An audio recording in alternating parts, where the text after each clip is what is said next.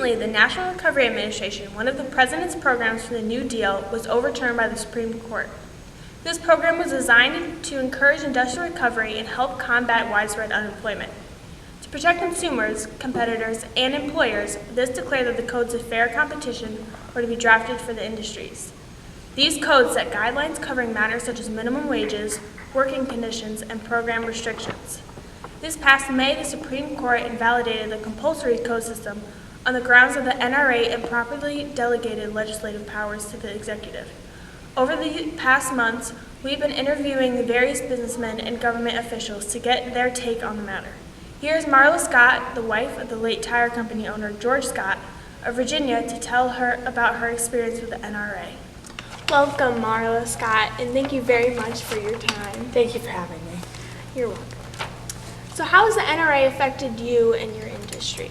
Well, I was a housewife, so I would wait for my husband to come home from work and tell me about his day. And he always kind of kept me up to date about the entire tire industry, like incomes and how much money they were making pretty much. And I remember one day he came home, and he just came home from a huge, like a ginormous meeting with all the other tire manufacturing people. And you know what he told me? He told me that in 1928 they were making $838,406,000. Okay. But then, in 1933, it dropped to $351,770,000. That's a whole lot of money in just a 5-year difference. Yeah. And is this when the industry agreed to the NRA codes? Well, they did side with the NRA, yes. But the industry was so large, it was warranted organization to be under its own code and not just the general retail code. Okay. So they had their own code, own regulation, and it was under code 174. So it was actually named the rubber tire manufacturing code. Mm-hmm.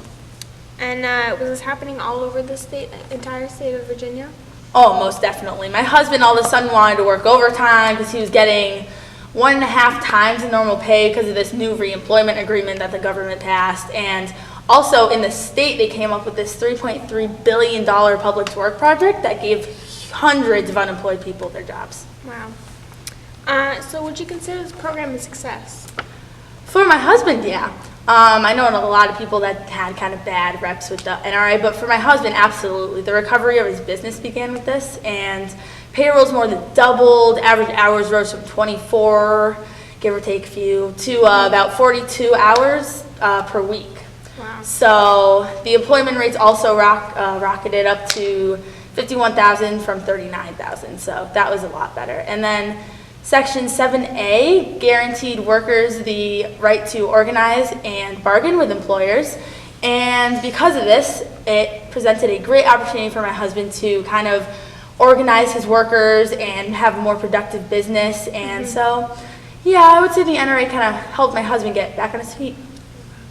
Well, thank you, Marla Scott, very much for your time, and I wish you and your company all the best during the hard times of the Great Depression. Thank you. Back to you.